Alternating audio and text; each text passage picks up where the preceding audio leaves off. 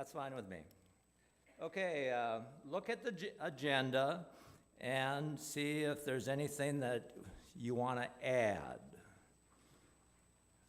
Under old business, we'll be talking about the Martinson property. So if you want to list that as an addition, the Martinson property. Anything else that you think we should talk about? Is there a motion to approve the agenda? Rita makes a motion to approve the agenda. Is there a second? Mike Wammer seconds. All in favor, say aye. Opposed, nay. Carried. So that's Rita and Mike. Okay, you have a copy of last year's annual meeting minutes. Hopefully you have a chance to read it over before you showed up today, but it's in your packet. Is there any corrections or additions to those minutes? I guess it shows that I was last year's acting secretary, so most likely there will be a mistake or something there. Any corrections or additions to last year's minutes? Is there a motion to approve those minutes?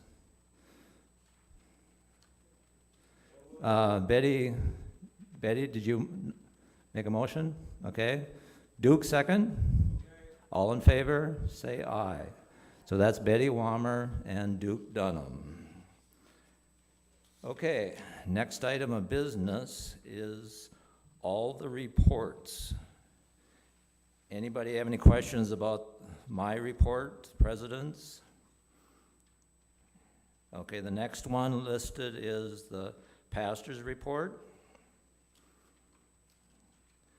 There's two reports from the bishop, the national bishop and the Northwest bishop.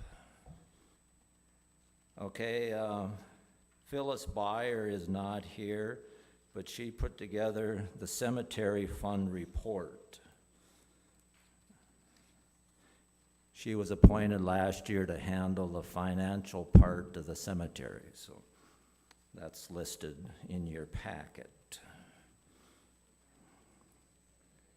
Any questions on that financial information that's there? Okay, next report is the deacons, Rita Risland, Jane Leno. Any questions on their report? Okay, the next one is the trustees' report, Bob Jameson and Lowell Grubb. Lowell is here, Bob is in Alabama. Any questions of what the trustees have done this year? Okay, next report is the education report with Andy and Kayla. They're both here today, right? Yep. No questions on what they do. Okay. That's all the committee reports. Then we go into the organizational reports. Everything is there. Peacemakers.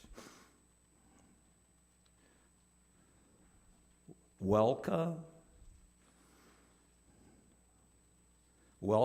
did donate $5,000 to help the budget this year. Also, the Sunday school helped the budget by donating $5,000. So we appreciate their help. Altar Guild.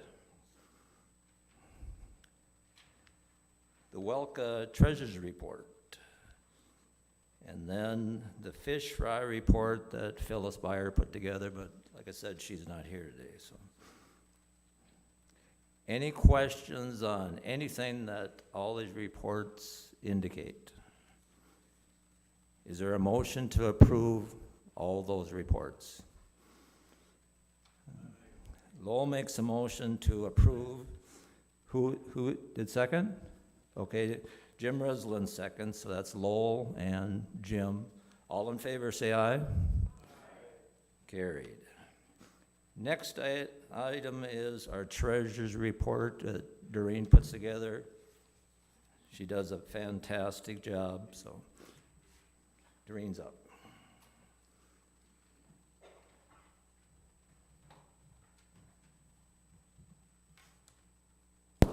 Sorry, I'm shorter than Brad, just a little. Good morning, everybody. Hopefully you've had a chance to review the information. I am going to skip, instead of doing things in order, I always got to do it a little different. So in your report, the budget or a proposed mission plan is first. I'm going to have you flip over and we'll talk a little bit about a couple things that are in the other reports. And I'm not going to spend a lot of time, but just allow you to have some questions. So the next page is actually our balance sheet. So this shows where we are with our cash position, our checking accounts, the liabilities that we have. And this does not include our loans to the Martinson, so this is outside of that. This is just really the only liability we have is our payroll taxes payable. And then it also shows the funds as of December 31st. Anybody have any questions on the balance sheet? If not, I'm going to take a little time to go to the next one, which is called the balance sheet rolled forward. What this report shows you is really our change in time. It's from January 1st, or basically December 31st from the prior year to the end of this year. So this shows some changes that we've had in the funds and in our checking account as well.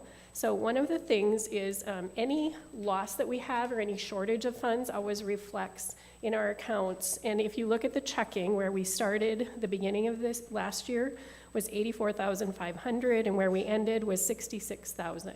So we had some significant expenses last year, and we knew at the beginning when we accepted and approved the mission plan, it was aggressive, and that it was going to be a tough year if we could even make it, because we had expenses come up.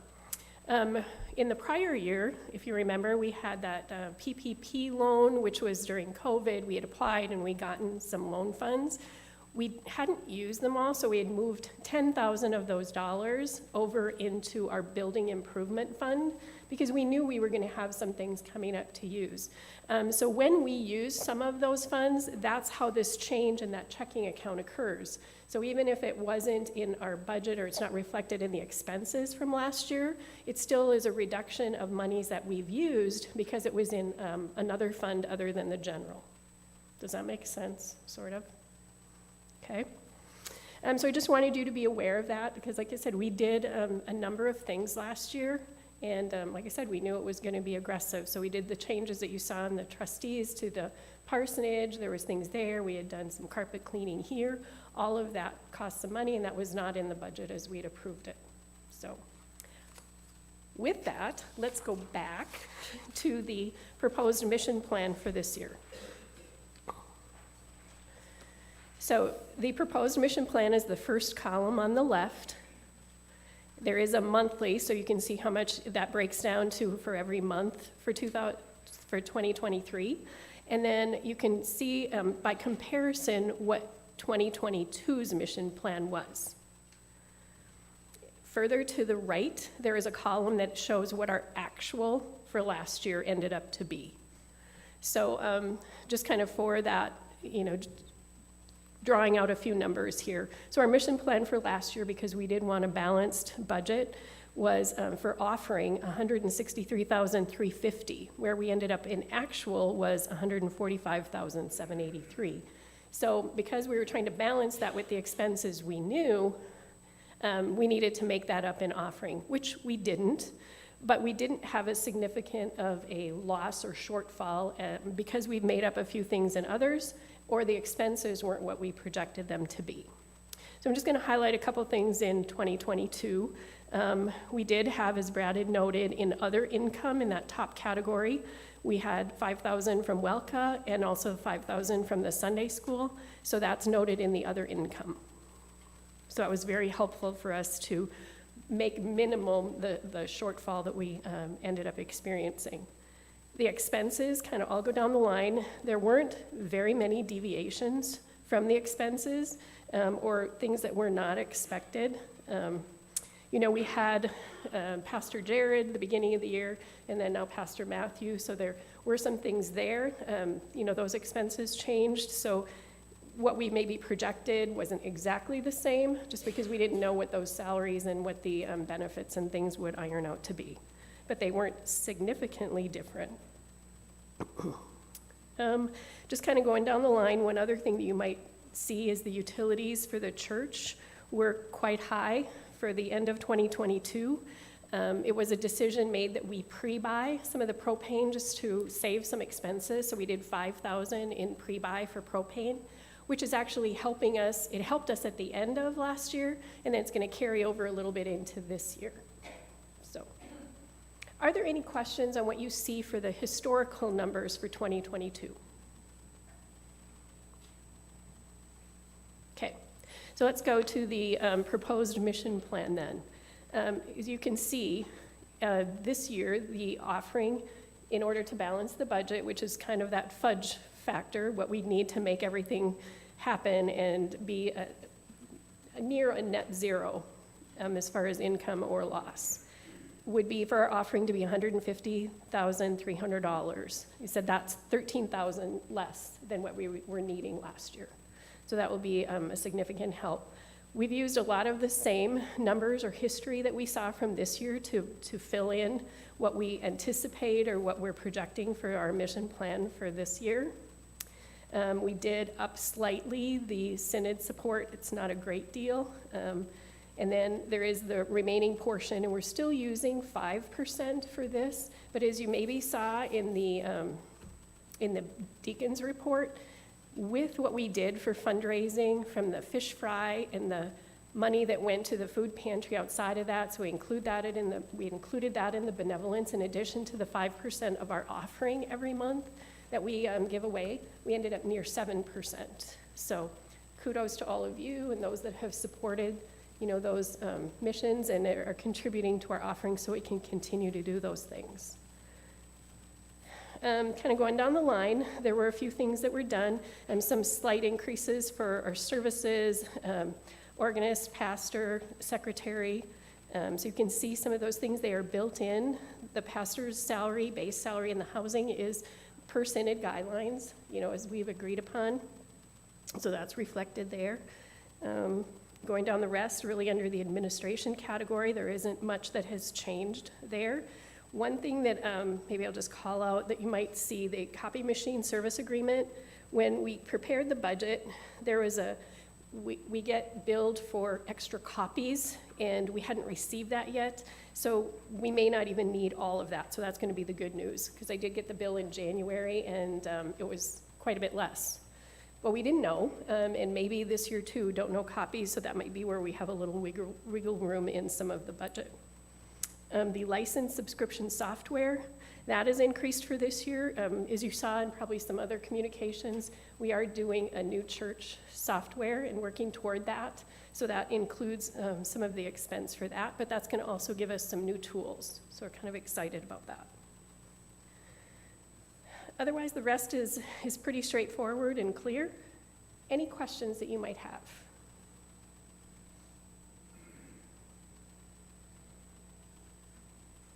You guys are all ready for potluck, aren't you? Okay, so I'm going to highlight just 3 things that we usually, somebody will question. In one of the funds, the Building Improvement Fund, memorials go toward an elevator fund. So this year there were some additions to that. There was $165.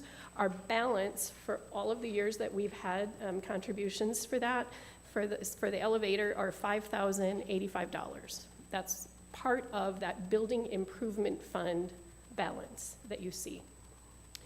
In our other income, Thrivent dollars, so we continue to receive those, and like I said, those are reflected in the other income category. That was $1,829. We also get monies from the We Care stickers for those of you who shop at Central Market and bring the receipts. That was $122.85. And then some of you maybe remember this too back, several years ago, if you did purchases through Amazon and you chose St. Peter's as a charity, there was an Amazon Smile. So we received those quarterly, and that was $46.98. However, I just received notification, Amazon's discontinuing that for this year. All right, any questions?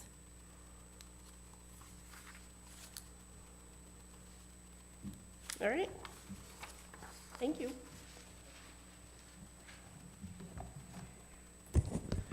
Thank you, Doreen.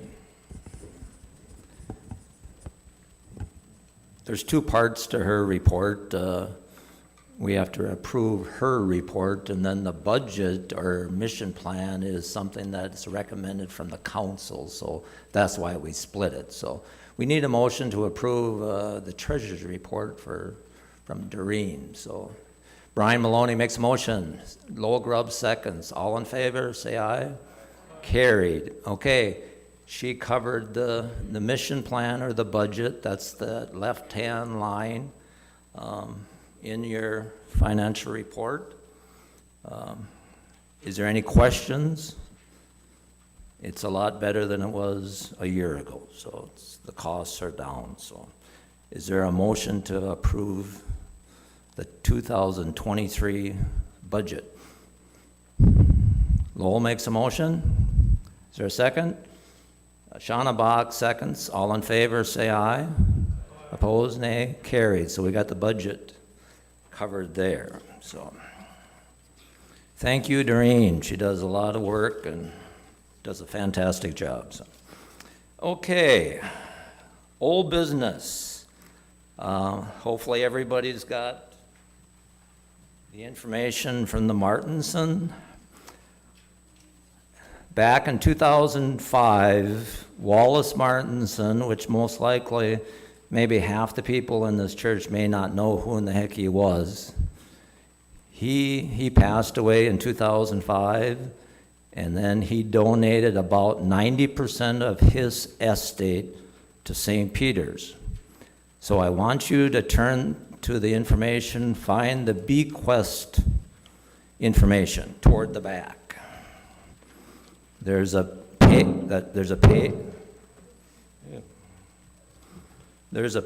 in the back that says bequest.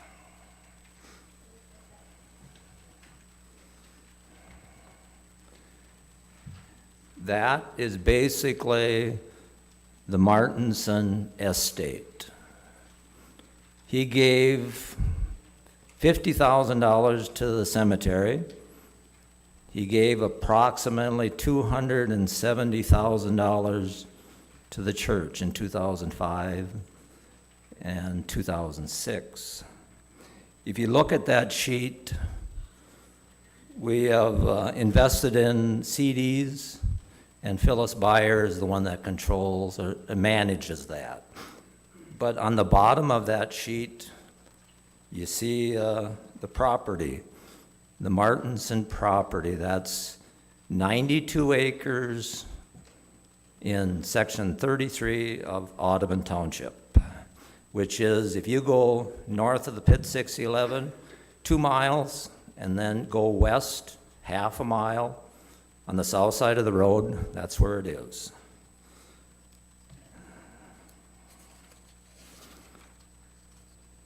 Well, Myrtle has moved out. There's nobody living in the house anymore. I brought it up to the council this year that we need to do something with it, because right now we have to pay real estate taxes on it. We rent out the property for just short of $8,000. So the overall net income for that property is less than $3,000.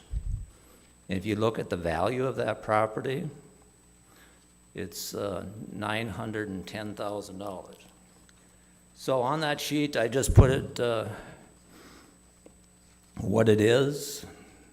92 acres of land in Lakeshore, Little Cormorant. The value is $910,000. Really, it's $600. And right now, land rent for 2022 was $7,950. We pay about $5,000 in taxes. So really the net income is $2,862, which is 0.3% approximately. Well, the church has to decide what they want to do with it. Do we keep it or do we sell it? I don't think there's any question what we need to do, but it's up to the church. I'm asking to give the council permission to do one thing or the other, sell it or not. Anybody have any ideas or suggestions or anything like that? Yes. I don't know if this is the whole thing that he wrote, but when we received that farm where it was the understanding that we would never sell. And, if I were to give something, Brad, they can't hear. Okay.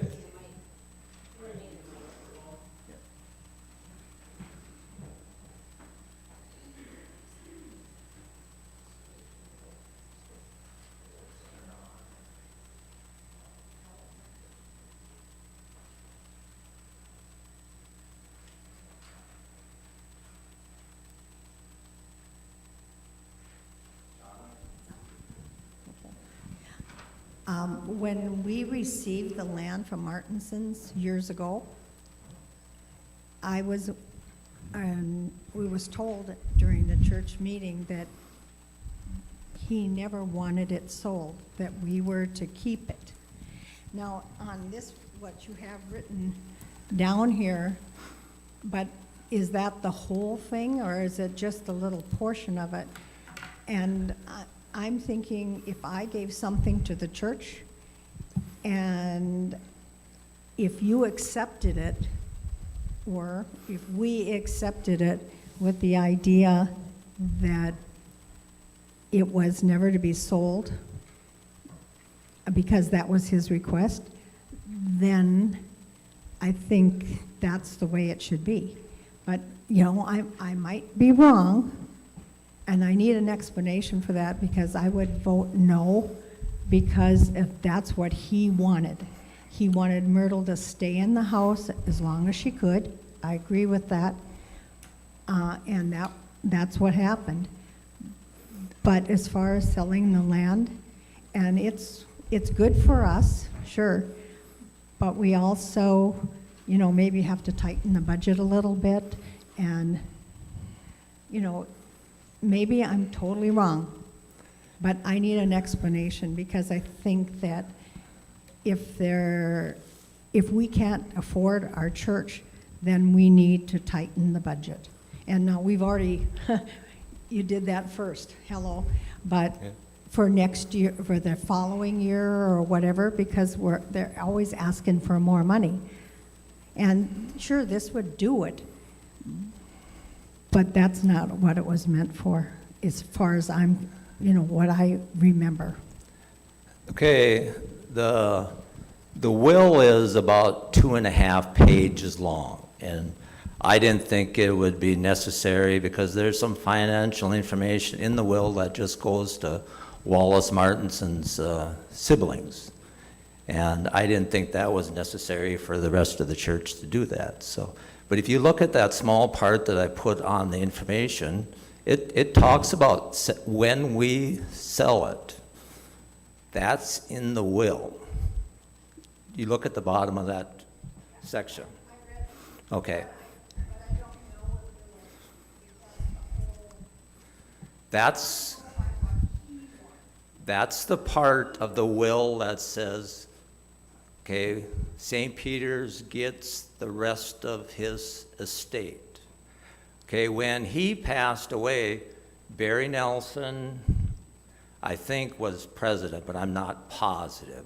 There was a written agreement that we agreed to that Myrtle had control of 5 acres, the building site, and she could control that until she leaves.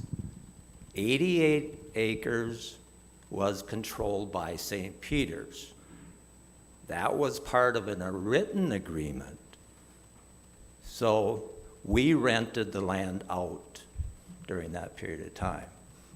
But if you look at this part of the will, it states in there, when we sell. And that was signed by Wallace in 2004.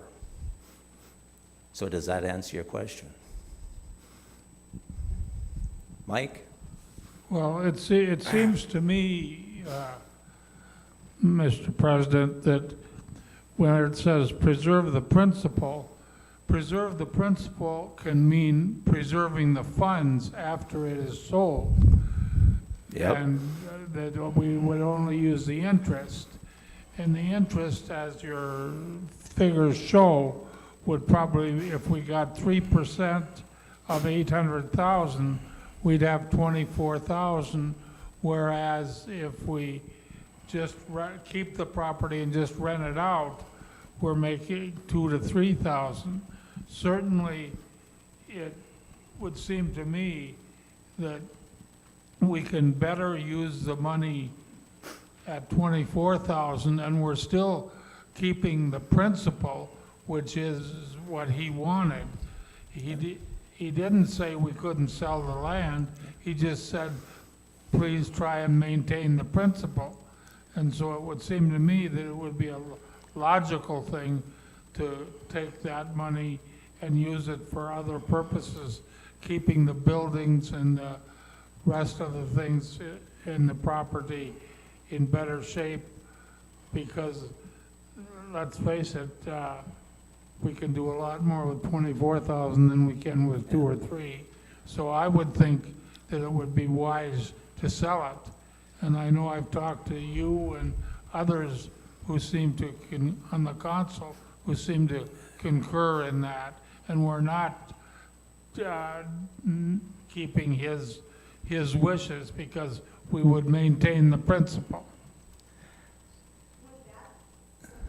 Okay, need the mic again. Why we need the mic is because anybody that's online is not going to hear you, so. Would that principle, would there be a note in there that we cannot touch the principal? That's the agreement. That's, all it is when this gift came from the estate, there was a cash part and real estate. In 2005, the real estate value was $475,000. That was a appraisal. So what you're doing now, if you decide to sell, you're just converting this asset from real estate to cash.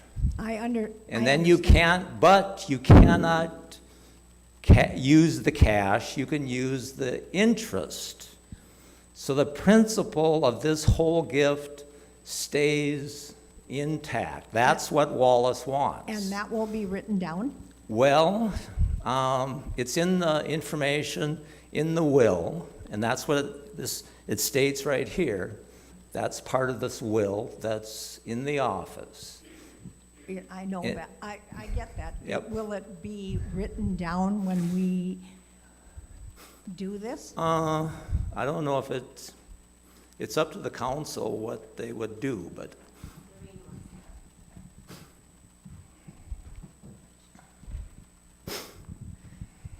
Hi, I've worked with Phyllis on some of these investments, and there actually was an investment policy that we all approved with this.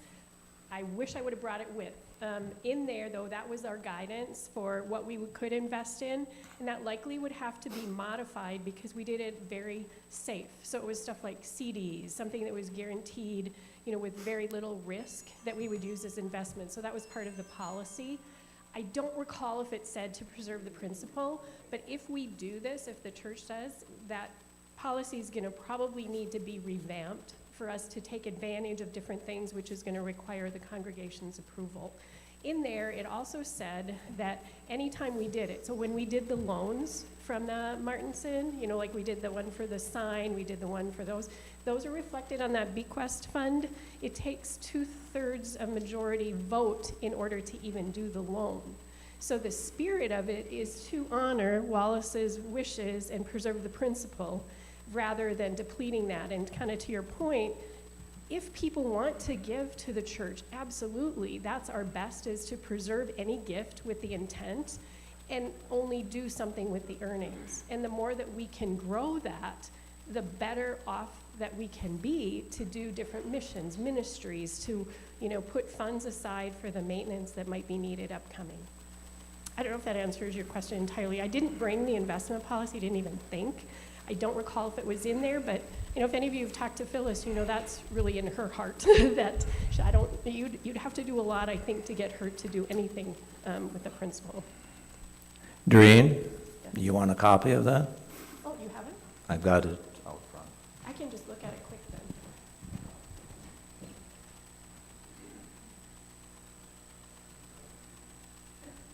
I don't have a joke or anything.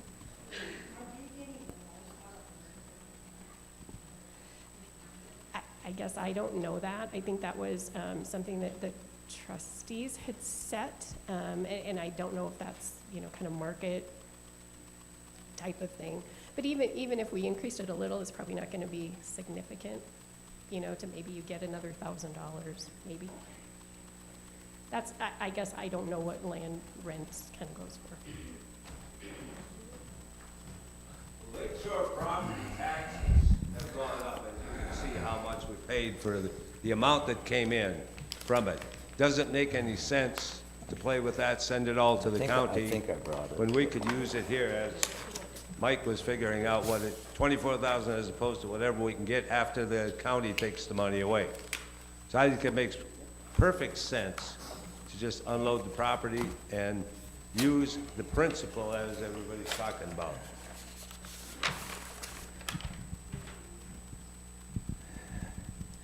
Back to what Diane asked, I mean, definitely, the more information we put into an agreement, the better. I mean, over the years, this congregation is going to change. So we need to have some information that, every year we try to remember stuff. But definitely, yes, because in the next 10 years, how many are not going to be here, or 20 years or whatever? I've been around here for 30-some years already, It's like, so, like I said at the beginning, how many people really knew Wallace? It's getting to be less and less. But it's a way, I think, is we have an asset. We have to do the best job possible to manage that asset. And right now, we're not doing a very good job because we're restricting ourselves to just cash rent. And that's not working. Taxes will guaranteed will be up, up, up. And you think when we bought when we got this, churches aren't supposed to pay real estate taxes? No, the county wants their money. Because we're not using it as a church asset to use it. We're renting it out, so it's a way to get income, but real poor income anyway. So, but Doreen, you find anything? Okay, and just looking at the policy as it is, it just says the objective is to regard the safety of the principal, yet have liquidity, return, and ease of management. It just says to preserve investment capital, its purchasing power to generate sufficient total return to meet spending needs and attain reasonable appreciation through prudent acceptance of risk. So really what this is just saying, if we invest in funds, we're even through whatever tool we use, that we're still trying to preserve the principle as much as possible. It doesn't explicitly say maybe verbatim what you're thinking, they just say we won't spend it. However, at some point, like I said, we're probably gonna need to review this, and if, let's say we were invested in today's environment, could we potentially go below the principal value? I mean, maybe. So that's a consideration, is what will you approve for future investments? Right now, I think all we can have is bank accounts, money market savings, CDs, government agency securities like US Treasury bills, bonds, corporate bonds with an A rating, repurchase agreements, and low-risk mutual funds, but there's a percentage that we're limited. So this was the policy that we had, and certainly this would probably need to be reviewed and updated should it be decided to liquidate the property. Does that help you? And anybody else, maybe? I can talk a lot, so. Any other questions? I mean, we can sit and, keep it the way it is for the next 20, 30 years. This is basically, it's a financial matter for the church. Just, if we can generate another extra 20,000 or whatever, I think that's what we need to do. If you're on the church council, the finances of the church is always a struggle. We've been on our own for the last 8, 9 years. It's a struggle, but this would help us out anyway. But it's up to the church. Mike? I move that we authorize the council to get bids and sell the property if they feel the bids are sufficient enough. And only the interest can be used from that principle. Okay, Mike makes a motion. Mike Wammer makes a motion that we give the church council permission to sell the Martinson property with the stipulation of, Mike, did you say that just using the interest? Yep. Okay. The principle has to be maintained as a safe investment. Okay, we're going to change that motion just a little bit, that we're going to ask the members of the church to vote on it. So we're going to vote on the motion, but also we're going to let everybody cast a ballot. If you're in Timbuktu someplace, if you're in Arizona or Alabama, and if you want to vote on this issue, you got a paper ballot. So we're going to vote on Mike's motion, but the final vote on it is going to be a paper ballot. And hopefully everybody's got a paper ballot. Yep, Connie? That only addresses selling the property,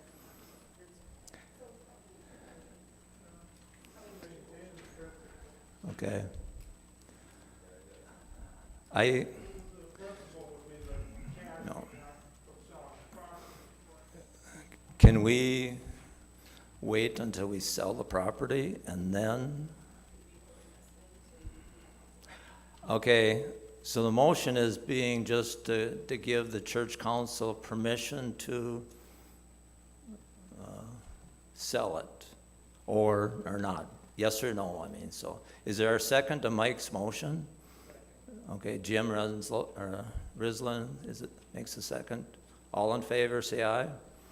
Okay, but the final vote is going to be a paper ballot, so before you leave today, vote on it, and then we're going to wait till February 7th, was it? Yes. And let everybody that's online, so I told our future president that at the February meeting, they can tabulate the vote and, inform everybody what the results are, so. Any questions on the Martinsons? But Wallace was very, very conservative. And so I think he wants us to manage that asset as best as possible, so. Okay. Thank you very much for the discussion on that. Any other old business that we talked about last year? Any other new business that, no new business? Okay. We've got an election today. About a week and a half ago, I was kind of worried about it, but thank God some people stepped up. So I'm going to ask Rita Rislin to come up. She's a deacon, and she's got a list of nominations.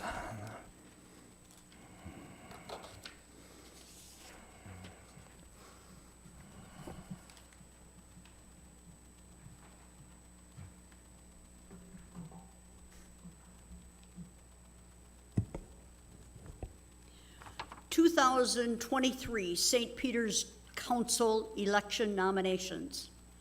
President, Peggy Dunham. President-elect, Ginny Fish. Deacon, Rita Rislin. Trustee, Bob Jamison. Education, Kayla Jones. Voting members for the Synod, Jane and Darren Leno. Voting members for the White Earth Conference, Shauna and Eric Bach. Go ahead. Yes, Mike? It's not the White Earth Conference anymore. Okay. They've changed the conference, and the name is not White Earth anymore. I think it's called the White Earth Conference now. Okay, Okay. thank you, Mike. You can go sit down. Okay, that's the nominations. I'm going to go through and see if anybody else wants to nominate whoever. Is there any other nominations for president? President-elect. Deacon. Trustee. Education. The Synod and the DL conference. Okay, that's fine, okay. Since we don't have any other people to vote, so we're gonna run a unanimous ballot, so we need a motion from somebody to have the secretary cast a unanimous ballot. So we got Andy is gonna make a motion to pass a unanimous ballot for the nominated people. Is there a second to that? Brian Maloney seconds. All in favor, say aye. Carried. So we have a full slate. Thank you, Peggy. What? Mike? Yep.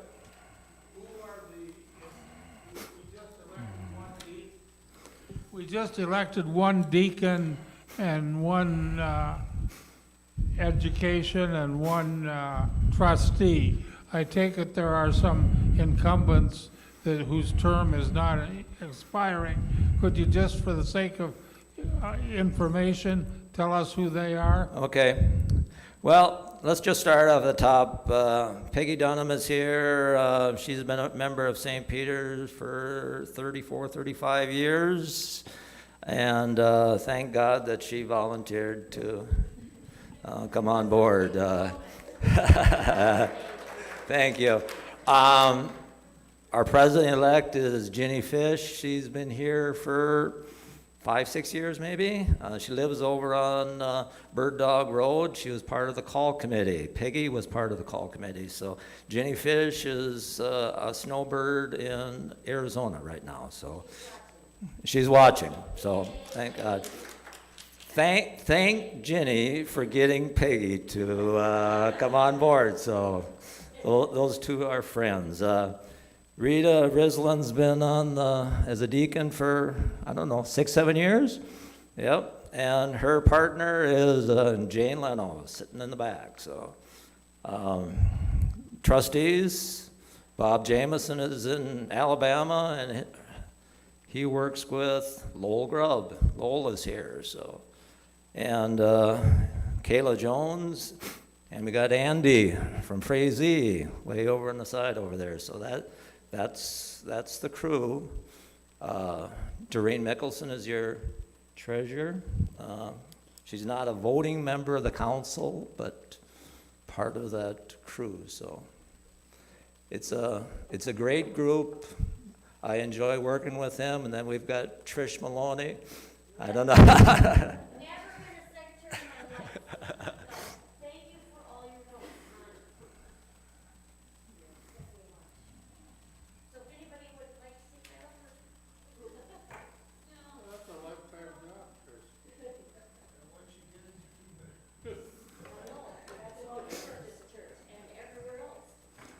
Trish would rather get rid of her job, but nobody wants to volunteer. And I did not go looking for anybody, does anybody have any other questions? We've been here for 45 minutes, but I think I've been on for the last 6 years. So I got elected as a trustee, and then I stepped up because we didn't have a president-elect, so all of a sudden, boom, I was president, back to president-elect, back to president again, so 6 years. Mr. President? Yep. I move that we pass a motion and the minutes reflect that we very much thank you, Brad Hanson, Well, for you all don't- your many years of service.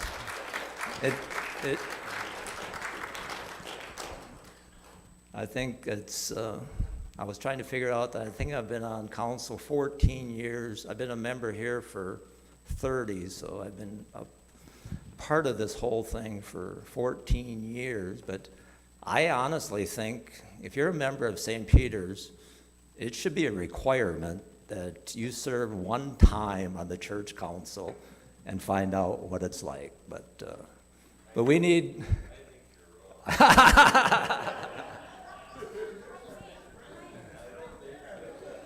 But it's great to have some new members. I'd like to get more younger people. We tried this year to reach out. We've got 30% of our membership I classified as inactive. You might see them once a year. We tried to reach out, but I don't think we had very good luck. But we've got members, but we need a lot more involvement. But I've enjoyed council most of the time, but I'm tired, and I need to do some other things too. So, but you'll see me here most Sundays, but you don't have to ask me any questions anyway. So, but I appreciate it, Mike. So, and I think the pastor was talking about, you're blessed. Everybody has talent, and you have to use that talent someplace, somewhere. And so, any other questions? Is there a motion to adjourn? Jim, is there a second? Brian, all in favor, say aye. Carried. Thank you.